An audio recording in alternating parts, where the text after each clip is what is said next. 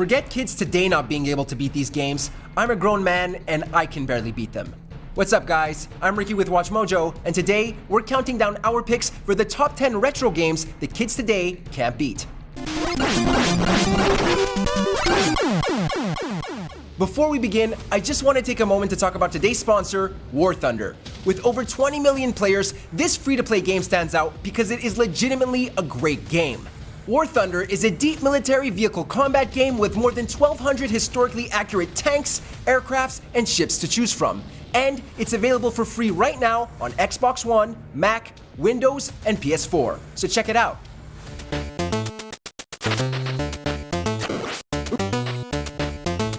For this list, we looked at retro titles and ranked them based on how the gaming world has changed today, meaning that their potentially outdated design, brutal difficulty, and general lack of direction would be a tough sell for today's younger audiences.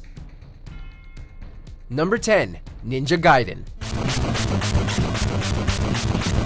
Sneaking his way into our 10th spot, Ryu Hayabusa's first foray onto the NES caused many a young gamer's first rage quits thanks to its relentless enemies and ultra-demanding platforming.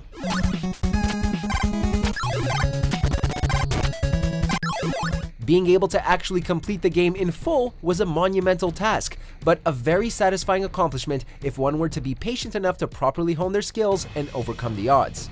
Unfortunately, difficult experiences can be a very hard sell to younger consumers in this generation of easy-to-jump-into battle royale experiences like Fortnite. So this is one ninja who they will gladly steer clear of.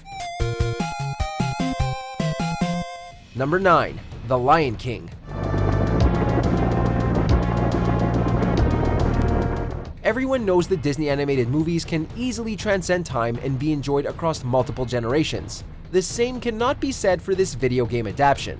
Released in the heyday of side-scrolling platformers, it was actually a surprisingly good licensed product with everything gamers of the time enjoyed: tight, challenging platforming goodness.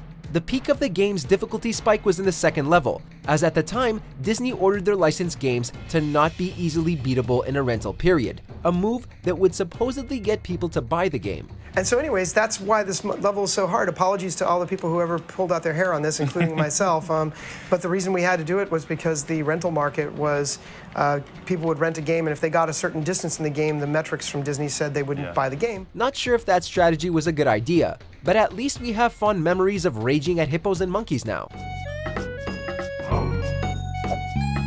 Number 8. Zelda 2: The Adventure of Link. All Zelda games can be a challenge, but we feel time hasn't been as kind to Zelda 2. Combat is clunky, the overworld is unclear, and the game can be frustratingly cryptic at times, with no clear indication of where to go or what to do.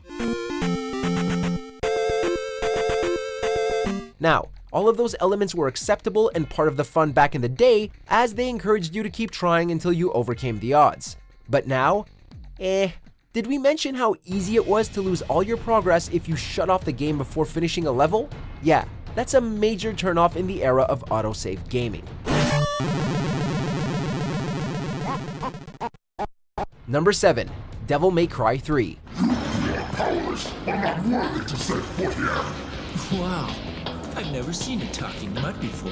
If approached by a younger gamer today, they may have some fun for a while, slashing away at demonic enemies, but once the relentless, unforgiving gauntlet of difficulty really kicks in, we feel some controllers may be tossed across the room.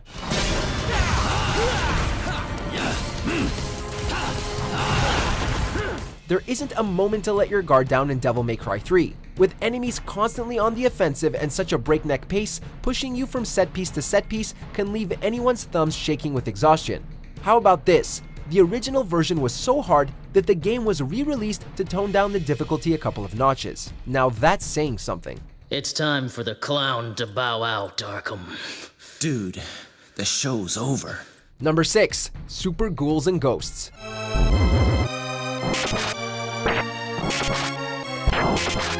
For the uninitiated, Ghouls and Ghosts can be easily summed up as a 2D Dark Souls from the early 90s, which is to say, prepare to die a lot. The SNES version upped the ante on an already near impossible NES predecessor with more enemies and faster paced gameplay thanks to the more powerful technology inside the console.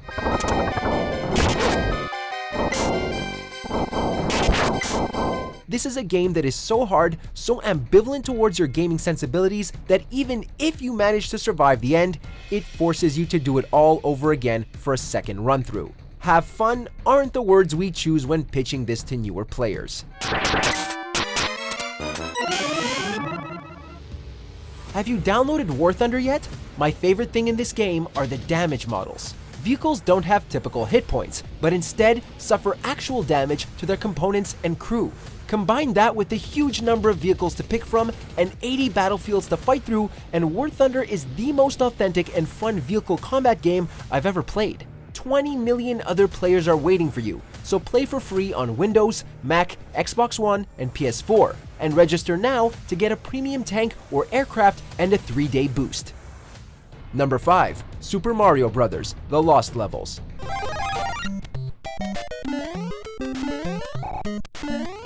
Mamma mia! Nintendo must have been feeling especially mean when they made this one. The term unforgiving is rarely associated with a Mario game, but this sequel of the first game was just way too hardcore. Nintendo of America thought so too, which is why they gave us this Super Mario Bros. 2 instead of this Super Mario Bros. 2 as Japan had gotten. Enemies are more plentiful and significantly tougher, the jumps you need to make are enough for Evel Knievel to blush, and that's not to mention that there are some moments in the game that toe the line on borderline unfair. Mario is for kids? Yeah. Let the youngins of today take a tour through this iteration of the Mushroom Kingdom, and we'll see about that. Number 4. Mega Man.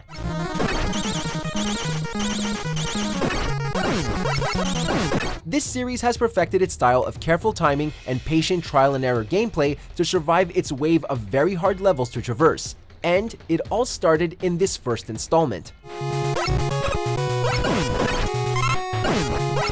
The game demands the most meticulous multitasking of players in order to quickly swap between jumping and shooting at a moment's notice, in a wide variety of tough platforming sections and brutal boss encounters. You will fall to your death, you will be blown to smithereens, but that's part of the experience. It encourages you to reevaluate and try again. Of course, if you can beat this classic game, you got 6 more to go on the NES alone. Number 3. Castlevania.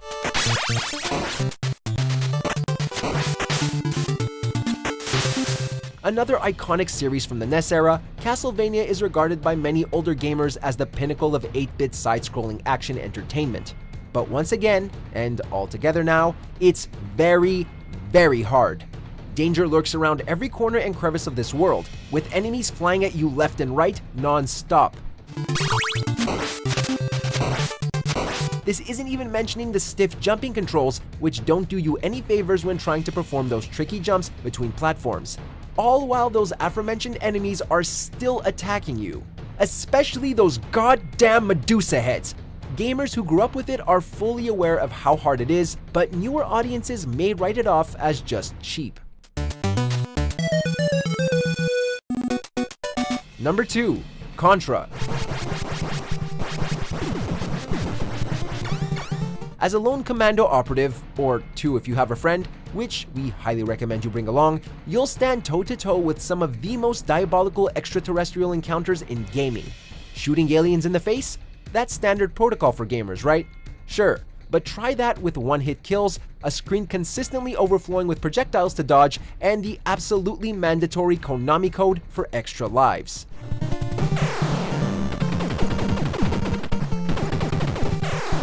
If you went in for co-op with some fun from the younger generation, they may look at you and wonder, how could you ever find enjoyment in such a brutally unforgiving game?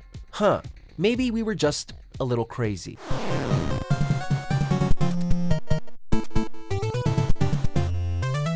Number 1. Battletoads.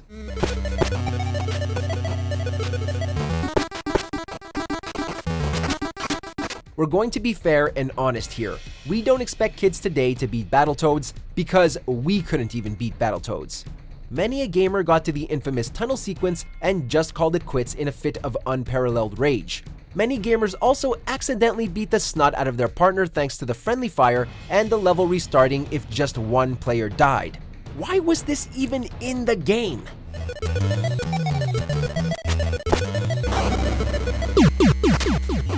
Many gamers haven't even seen how Battletoads ends because it was just way too hard. The difficulty was so divisive that all subsequent re-releases toned down the challenge to make it more accessible. If you're planning on beating this game, good luck.